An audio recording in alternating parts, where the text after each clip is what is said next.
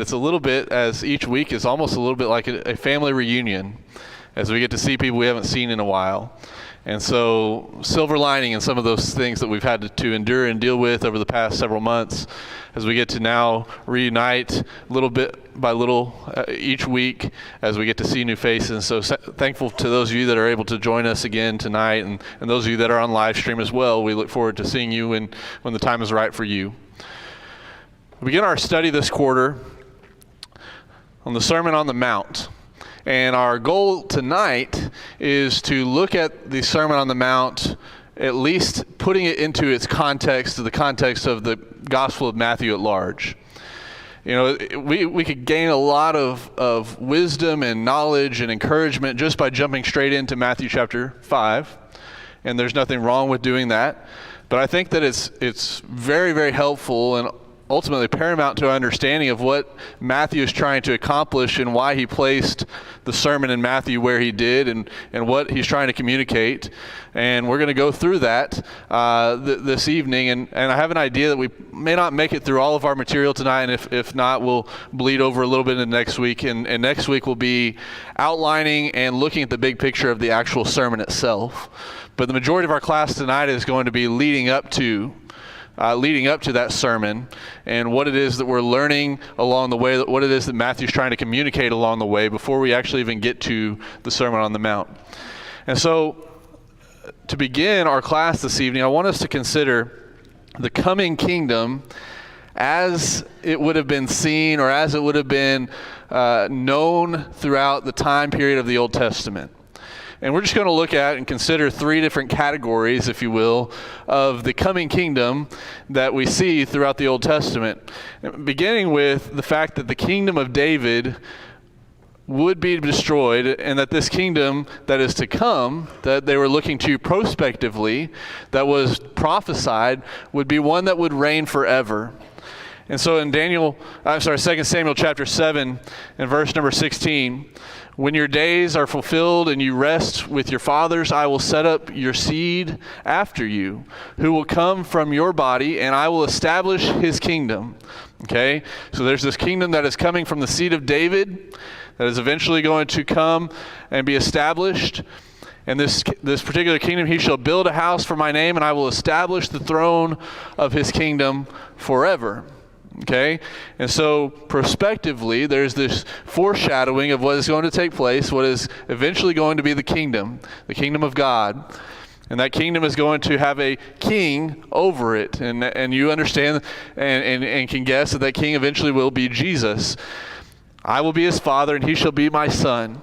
If he commits iniquity, I will chasten him with the rod of men and with the blows of the sons of men. But my mercy shall not depart from him, as I took it from Saul, whom I removed from before you. And your house and your kingdom shall be established forever before you. Your throne shall be established forever. Okay, so in the Old Testament, there's this prophecy of this coming kingdom, this kingdom that would ultimately come from the seed of David. Okay, and that's important to think about and remember as we get to Matthew chapter 1 here in a little bit. But remembering that kingdom was going to come from the seed of David, but it would ultimately last and reign forever. So the question is then, looking prospectively to this coming kingdom, when is it going to be here?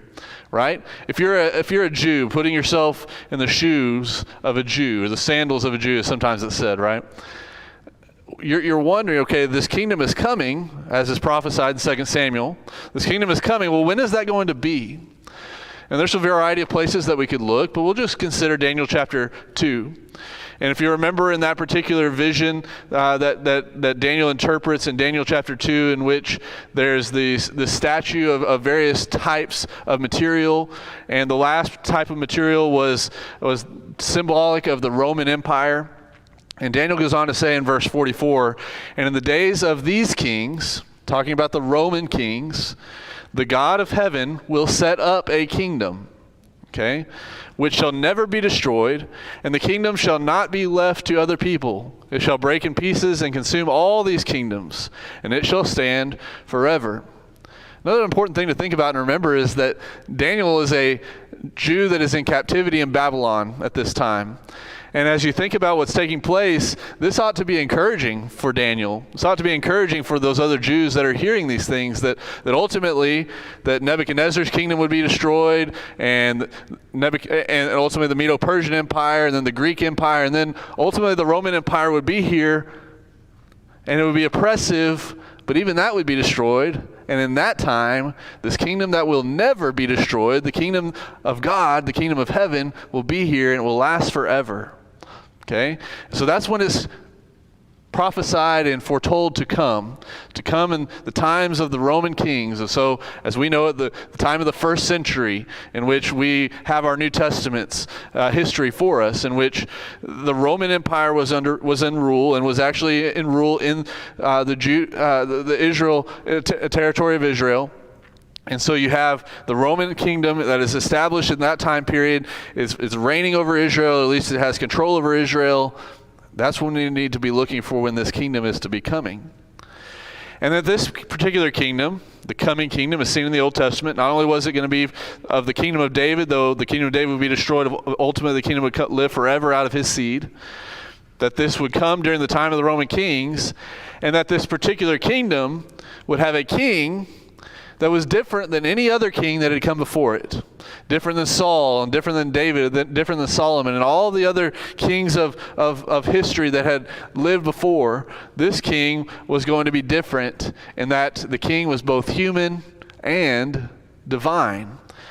And so as you think about that, looking through the Old Testament, Isaiah chapter 7, verse 14, therefore the Lord himself will give you a sign. Behold, the virgin shall conceive and bear a son, and shall call his name Emmanuel.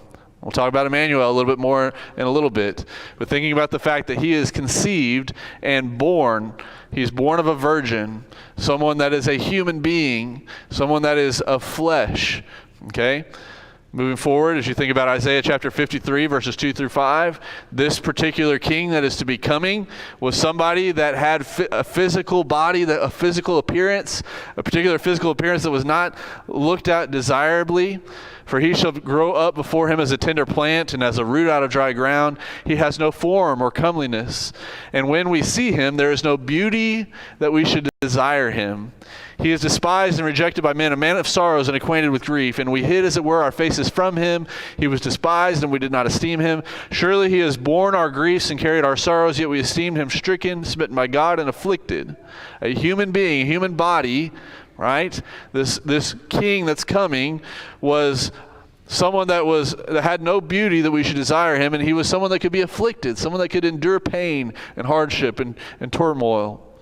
And so we have Isaiah chapter 53, verses 2 through 5.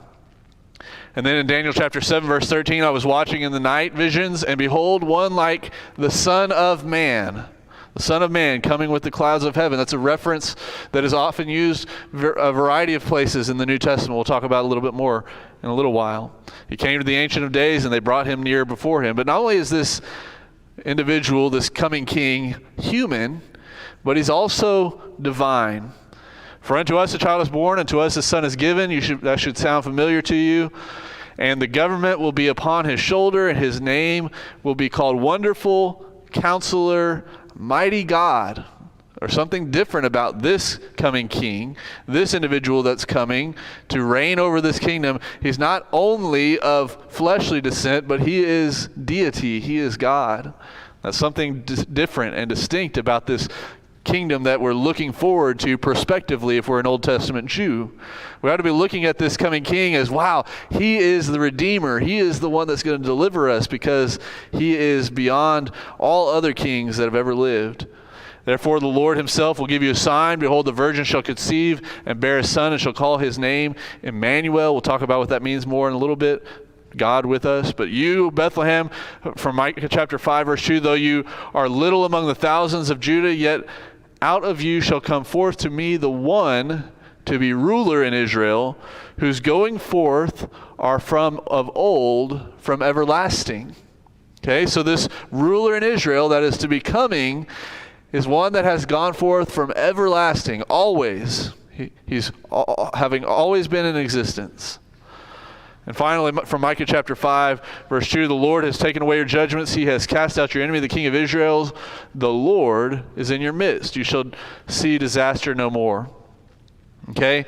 So a variety of places as you look through the Old Testament to this coming king, prospectively. That's what the Jews knew that was eventually going to be coming.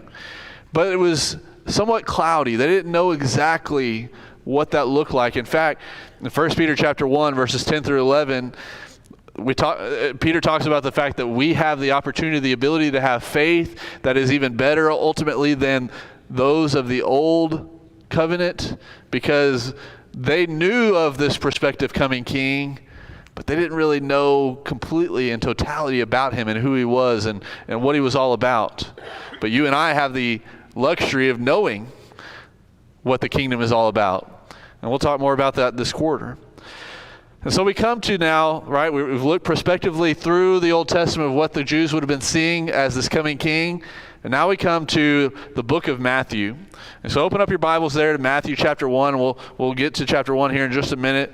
But through the eyes of Matthew, we see a few different things. If we're to think about, trying to go back here, not one to, all right, we'll just go with it. Through the eyes of Matthew, let's just set the scene for a first century Jew. For a first century Jew, think about the fact that, as we said a moment ago, that in the first century, the Romans ruled over the area of Israel. And so at Christ's birth, Israel was under Roman rule for about 60 years at this point. Before that, the Jews had historically always been a persecuted people, right? You think about before that, prior to Roman rules, the Jews endured Hellenistic rule, the area having been conquered by Alexander the Great. Before that, they endured approximately 70 years of captivity in Babylon. And then even before that, going back to the 400 years approximately of slavery that they endured in Egypt, right? So if you're a Jew, you're thinking about your history, always having been told growing up that, remember that time that our forefathers were in captivity, they were in slavery in Egypt, and then remember that time we were in captivity in Babylon, and then remember that time that now, just more recently, we're under Greek rule and with Alexander the Great, and now here we are in Roman times, and we're under oppression by the Roman government. Once again, we're always under oppression, we're always being pressed down, we're always looking for someone to deliver us, okay? So putting yourself in the Jews' shoes or sandals, think about Luke chapter 24, verse 21, in which Jesus meets the two on the road to Emmaus. And remember what those individuals said as they were recounting or lamenting the fact that this Jesus had died? They said, we thought he was going to be the Redeemer. We thought he was going to be the deliverer. We thought he was going to be the one. I mean, we were following him, and he looked the part, he played the part, if you will. He had all the qualities that we thought maybe this Messiah was going to have, and yet he was crucified, and they didn't know yet that Jesus had been resurrected and that they were walking on the road to Emmaus with Jesus. But here they were. That was the mindset of the Jews at that time. They were looking for this deliverer. They were looking for a king that was going to deliver them out of this oppression that they have been in repeatedly, from Egypt to Babylon to in Israel under Hellenistic rule, and in Israel under Roman rule. And so that's the context we find ourselves in as we enter into the book of Matthew, and why Matthew is writing some of the things that he's writing, because what ultimately Matthew's trying to do is he's trying to prove that Jesus is the King. He's the Messiah, okay? And so continuing in our thoughts about a cultural context, anybody remember what Matthew was by occupation?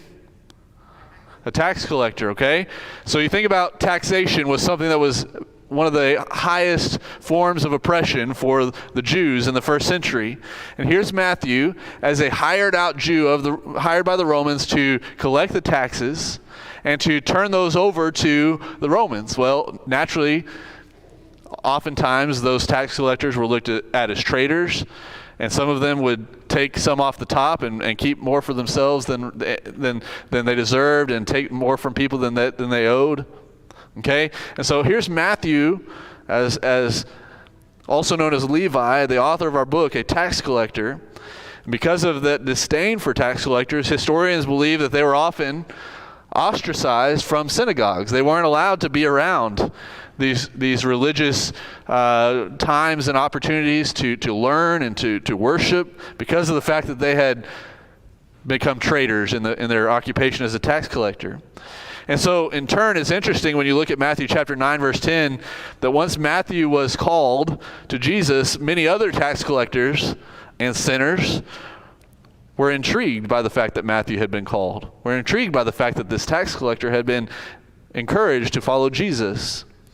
And so now as we get to, again, as I got up on the screen here, if you look at the different gospel accounts, there's a believed to be some different approaches to the gospels. Luke, historians and a lot of theologians believe that was written to portray Jesus as the Son of Man. The Son of Man in the sense that his genealogy in Luke is traced back all the way to Adam, not just to David or Abraham, and that it gives a detailed account of Jesus' human birth. That this particular gospel shows Jesus in the temple at 12 years old. When he's in Gethsemane, he's sweating drops of blood. Ultimately, what Luke, many believe, is trying to do is to present Jesus as the perfect man, because that's something that the Greek audience would have been concerned with or interested in, as Greeks would have been individuals that are always trying to figure out what's it like, or what does it mean to be the complete and total package of a man, of a human being. And so that's the approach that Luke has. John has the approach of portraying Jesus as the Son of God. If you think about chapter 1, that portrays him as being in the beginning with God. And in the book of John is the only place that you find Jesus' I am statements and his connection to the concept of Yahweh and having that tetragrammaton, as sometimes it's called, with regard to the actual name of God. And here's Jesus calling himself I am. Okay. So John is trying to portray this idea of Jesus being the Son of God, being deity, written primarily to a general audience as it's classified. And then if you go to Mark portrays Jesus as a servant of others. It's written primarily to a Roman audience. They believe this because it doesn't have a lot of information, or it explains some of the Jewish practices, some of the Jewish customs, whereas some of the others just assume that you know those things. And so they believe that Mark was writing these things to a Roman audience to try to explain and help other people understand those things better. But then you get to Matthew, right? You have the Son of Man, the Son of God, the servant of others. But Matthew presents Jesus as sovereign of all. And as we said a little while ago, Matthew is written primarily to a Jewish audience because he's trying to convince Jews at large that this Jesus that has come is the one that we've been looking for. Okay? The one that we're actually told about in the Old Testament scriptures, the one that we've been looking for a long time. And so as we think about reading the book of Matthew and seeing Jesus as sovereign, because of Matthew's emphasis on Christ's sovereignty, Matthew begins with the genealogy of Jesus as the son of David. As we said a little while ago, right? That from 2 Samuel, that this lineage would come out of David's seed, that Jesus, the king that would reign forever, would come from the Davidic line, someone who was sovereign or who had rule or power, someone of kingly descent. And so as one is reading through the book of Matthew, the reader ought to be looking for its connection to the kingdom of heaven and to Jesus as the king. And then comparing that to what many Jews were looking for with what the kingdom that Jesus brings actually looks like, right? And so what we're saying is Jesus comes and he establishes a kingdom. And it's all about this one particular thing. And we'll talk more about that as we see that through the Sermon on the Mount. What is Jesus' kingdom about? Compare that with what the Jews would have been thinking the coming Jesus, the coming Messiah would have been bringing in a kingdom. Okay? Comparing and contrasting those things. Some areas that might be the same, but a lot of areas are a lot different. And so there was a misunderstanding about what the Jews thought about this coming kingdom. And we'll discuss that more. And so through the eyes of Matthew, as we continue thinking about Matthew's book overall, as we said, when reading the book of Matthew, we should be looking for its connection to the concept of the kingdom of heaven or Jesus as king. But Matthew reveals Jesus as the Messiah king. How do we know that? We can say it this way: Jesus' ancestry is traced from the royal line of Israel.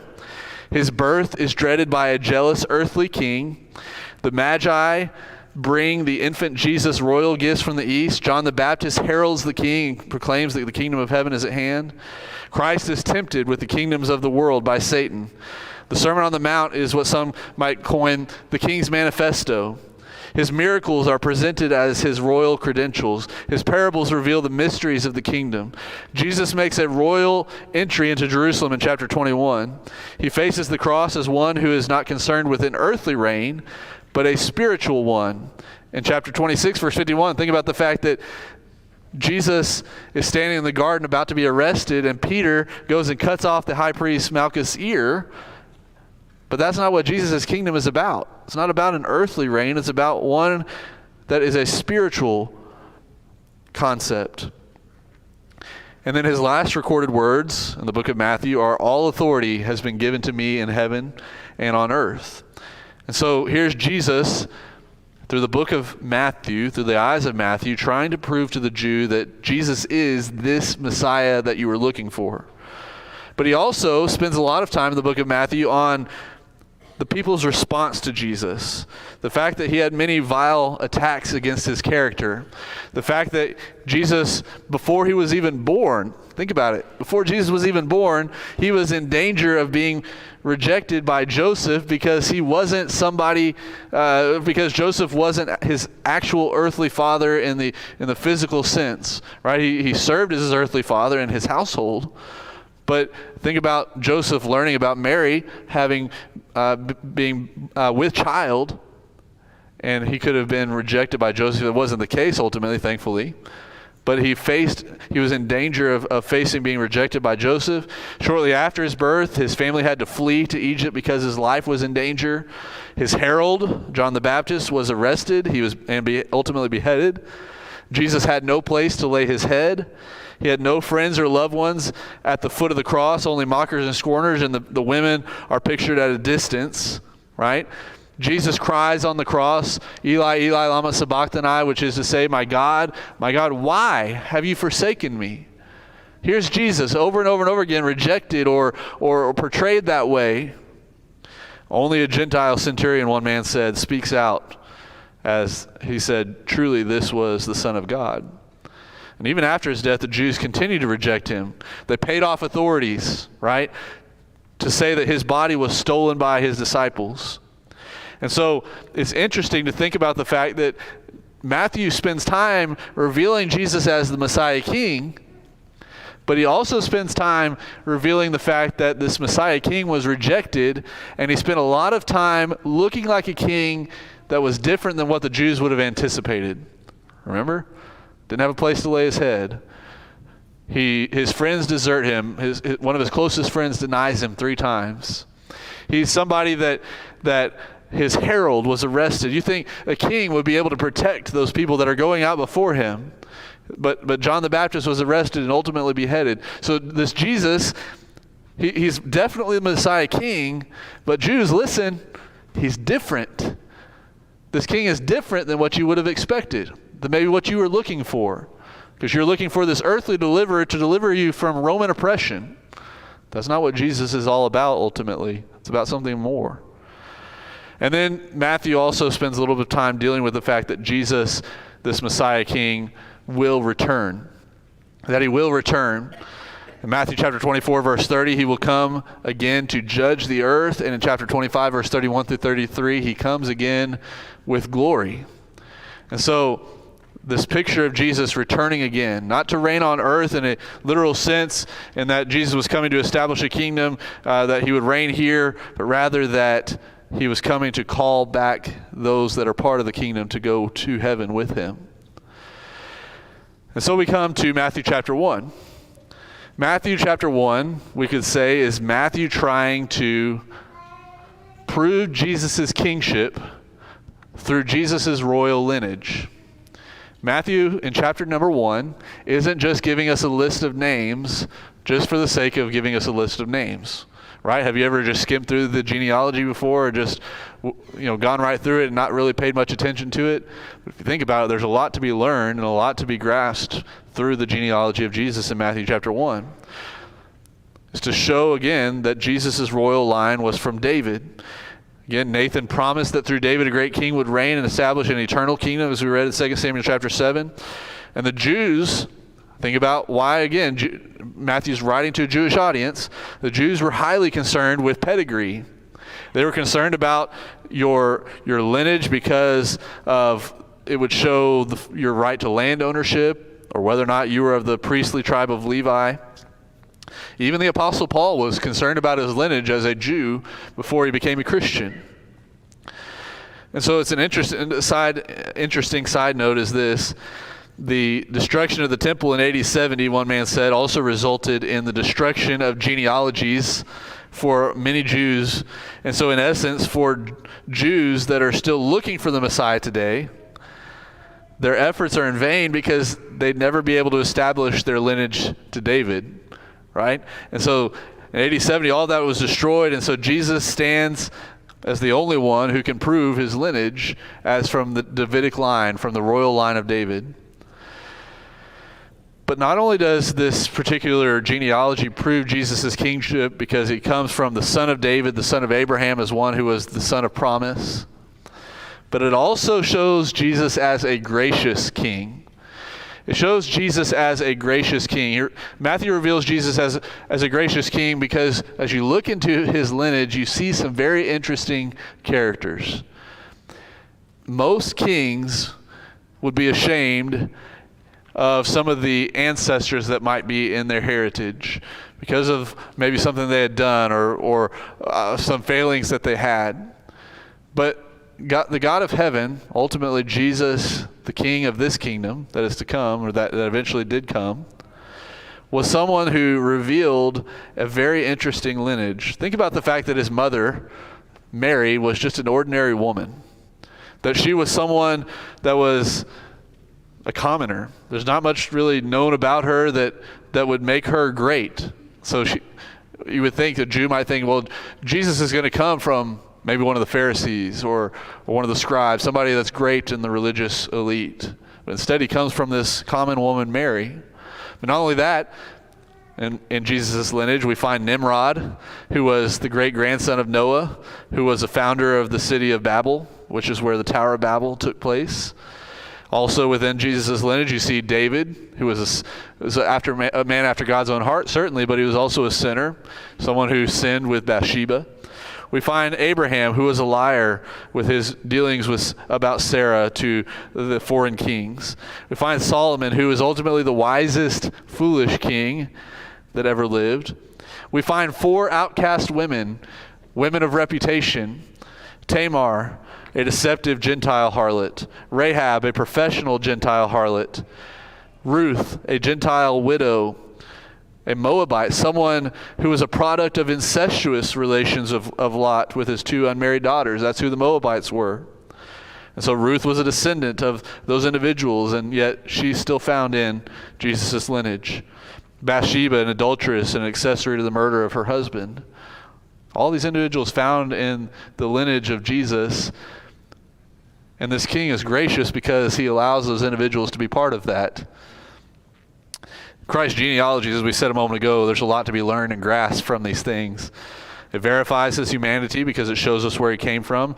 It proclaims God's faithfulness and that he eventually did bring the deliverer, the one who set up this kingdom. It also illustrates man's sinfulness. And it shows Jesus as distinct from those individuals as one who is perfect. It shows God's divine purpose in bringing Christ about. It shows that God had a plan, as Paul talks about in his various letters, that from the very beginning of time, that he had a plan to bring Jesus about. And it also shows God's sovereignty in choosing a lineage, right? He said, this is where the Messiah is going to come from this particular individual through this line. Sure enough, that's where he comes. So a lot to be learned from the genealogies. But then we come to the end of chapter 1, and Matthew emphasizes the royal name of Jesus. He emphasizes the royal name of Jesus. In verse 1, we find that this is the book of the genealogy of Jesus Christ, the son of David. And then as you go further on down to verse number 21, she, being Mary, will bring forth a son, and you shall call his name Jesus, for he will save his people from their sins. And then verse number 23, we find this name Emmanuel. Jesus, the name, the actual name Jesus, is from the Greek equivalent of the Hebrew name Yeshua or Jehoshua, which means Jehovah, Yahweh, saves, God saves or delivers. Right? And so here's this Jesus bearing the name of God delivers, God saves. And think about, again, that idea of the concept of a royal individual coming to be a king that is to deliver them from this oppression. It was the name of the angel told Joseph to give to the son who had been miraculously conceived in his betrothed Mary, because this one who would soon be born and would indeed save his people from their sins. Matthew 21:21. But then, what some people think is Jesus' last name is not his last name, it's just a title, Jesus Christ. The word Christos in the Greek is the Greek form of the Hebrew word Messiah, or as our English equivalent, the Messiah, which simply means the anointed one. That Jesus was the anointed one. And so from the very onset of verse 1, Jesus Christ, God saves, or Yahweh saves, Yahweh delivers. And this one, Jesus, he's the anointed one. He's the Messiah. Okay, well, that's all well and good that Jesus is the Messiah because he's been anointed like a king or a priest would have been. But there's something different, even more so, or more powerful in thinking about the name Emmanuel, in the sense that it reveals to us in the meaning of the name that Jesus is God with us. Right? Matthew 1, verse 23, that's what Matthew reveals. He's not just telling us these things for no reason, right? He's not just laying some things out there, just give us some facts about Jesus so we would know his name. I mean, why does he have Jesus Christ and Emmanuel? What's the deal here? Well, Matthew's trying to communicate already, again, that this was prophesied about earlier as we read. But this man Jesus was God and is God with us. That's what makes Jesus distinct and different than any other king in the past. It elevates him. He's anointed. He's the one that God has chosen. But this is the one that is also God with us. It elevates his kingly status beyond any other king that had ever existed before. Then we come to chapter number 2. In chapter number 2, Matthew is striving to prove Jesus' kingship through his fulfillment of prophecy. All right, so we talked a little bit about a handful of cases in the Old Testament in which the Messiah king was to be looked at prospectively, that he would be coming eventually and he would reign forever. But then in Matthew chapter number 2, we find 4 different fulfillments of prophecy. The first one we see in chapter 2, verse 5. So they said to him in Bethlehem of Judea, for thus it is written by the prophet, but you, Bethlehem, in the land of Judah, are not the least among the rulers of Judah, for out of you shall come a ruler who will shepherd my people Israel. This particular fulfillment of prophecy was a fulfillment of a prophecy that took place in Micah chapter 5 and verse number 2. And so we have our first prophecy that is fulfilled in Matthew chapter 2. Here's Matthew again trying to prove to Jews he's the one. Look, he fulfilled this prophecy. But not only that one, verse 13 of chapter 2.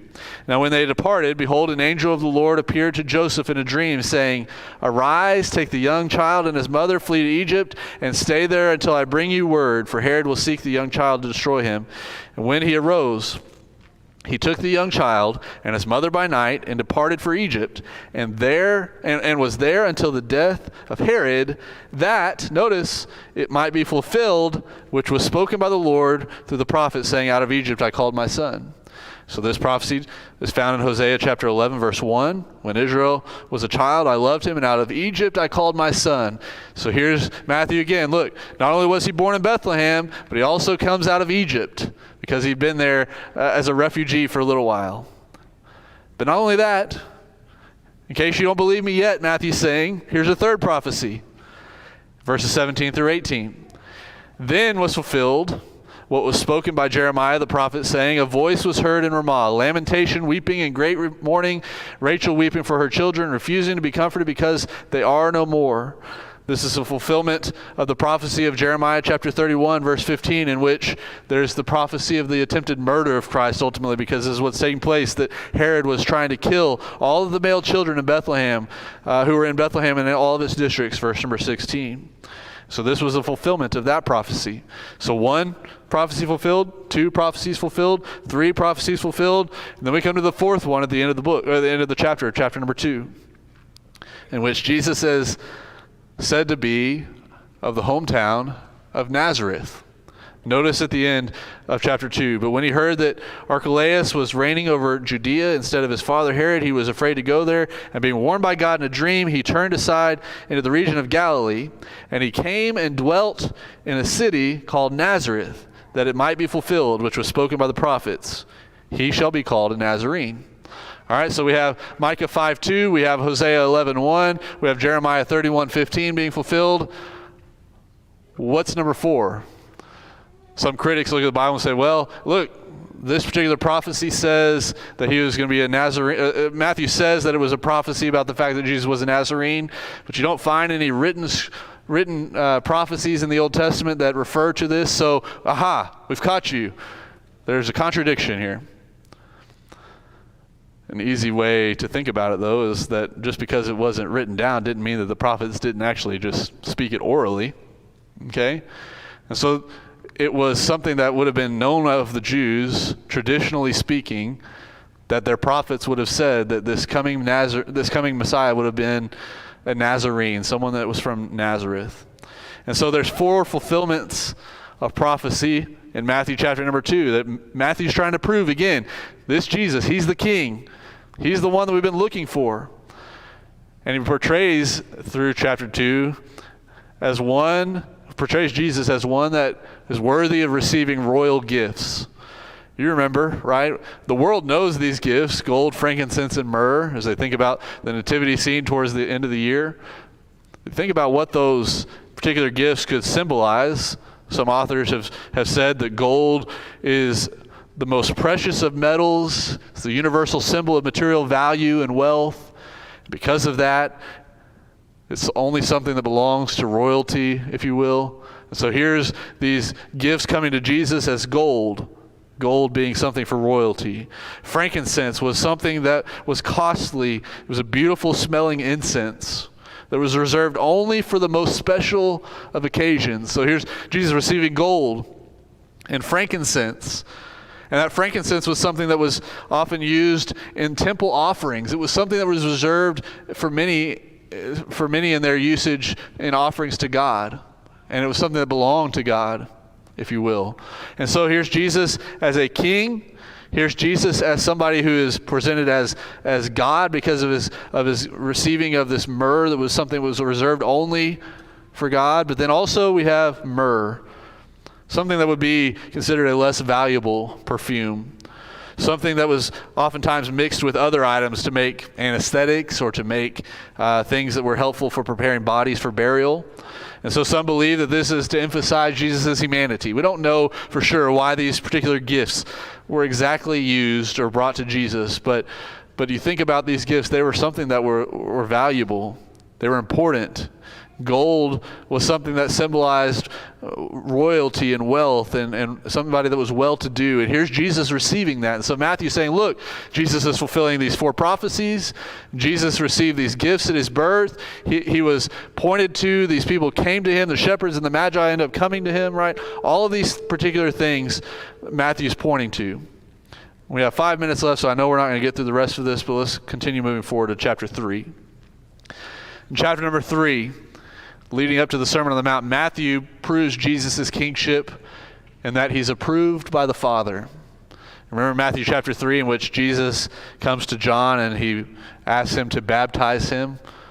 And in that particular occasion, the heavens open.